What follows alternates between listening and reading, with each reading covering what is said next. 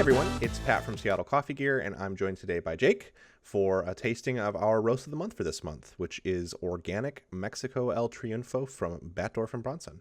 How are you, Jake? Yeah, good, Pat. How are you?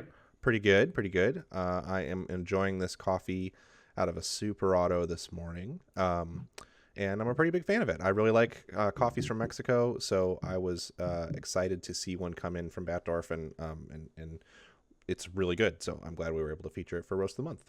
And I have this coffee here for a pour over, and I find that it works really well in a lot of different brew methods. Mm-hmm. This is a really approachable cup, just like a lot of the Mexican coffees are. It's pretty well balanced. There's nothing that stands out too much, but sometimes that's a good thing when you're just, drinking your morning cup of coffee. It's just there's a little bit of citrus. It's sweet, and it works really well in most brew methods that I've found. Yeah, agreed. I think that this one is it's really good as a pour over, like you said, and really good as a drip brew. And I've been kind of busy with a bunch of stuff, so I've been enjoying it in the Super Auto because it's convenient and quick to pull it there. And they list notes of marmalade, pecan, and nougat, which I certainly get the kind of like nutty tones that it has going on. It's like kind of a medium bodied coffee, so it has some of that balanced nuttiness. But it's not, like you said, it's not too strong in any particular direction. It's an interesting roast to describe the flavor profile of because it's certainly not tea-like, but it has that kind of sort of very light but not quite bright flavor profile. It's very gentle, I guess, is the way I would put it. Yeah, yeah, I would agree. It's because it's fully washed. I think you do get that subtleness Yes, subtle. more That's a so good than way if to this put it. was a natural coffee. Yep. It's subtle. It's not a punch you in the face coffee, but it is just a really delicious. It's rounded, but like you said, there is that nuttiness, and you get some of that, just a little bit of brightness, which I think is where they're getting the orange marmalade. And overall, yeah, a really nice cup of coffee. Fair trade certified. A lot of Batdorf's coffees are, as well as being organic, which is Yep. awesome. And the co-op too is really great that they're growing this at. Yeah, so this was grown. Batdorf mentions that it's grown on the borders of the El Triunfo biosphere, which is in the highlands of the Chiapas mountain range in Mexico, and it's produced by a cooperative called the Campesinos Ecológicos de la Sierra Madre de Chiapas, or the CESMACH cooperative.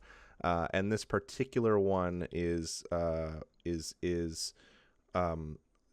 a women's producers lot as part of that cooperative. A lot of these cooperatives in all around the world, but we see it particularly in the Americas now, will have specific groups of women producers within the cooperative.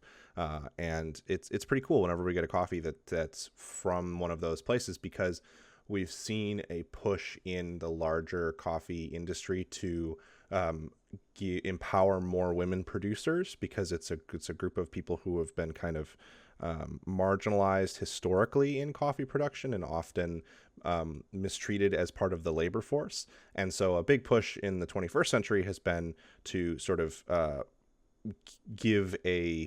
make the industry more equitable.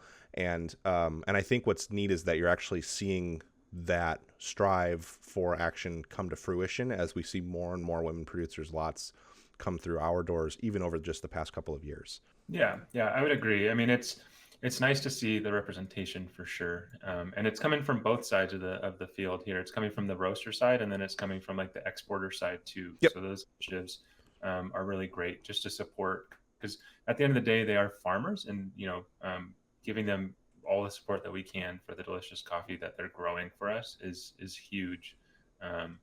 And like you said, we've been seeing more and more specific women's produced lots that are not getting mixed, and it's really nice to see, yeah, Yeah. just the representation and equity. And it helps when it results in a delicious coffee. It looks like we've had some technical difficulties today, and we may have had another Jake freeze. But I think that's about all we have to talk about with this coffee anyway. It's a pretty simple and easy to enjoy one. So make sure you grab a bag and check it out in whatever brew method you like. I think it could also be interesting in even stuff like presses and mocha pots and stuff if you wanted to give it a try there just to see how it turns out. So anyway, thanks for joining me, Jake. And if you enjoyed this video, be sure to hit that like button below and get subscribed for more coffee tasting videos in the future. Thanks.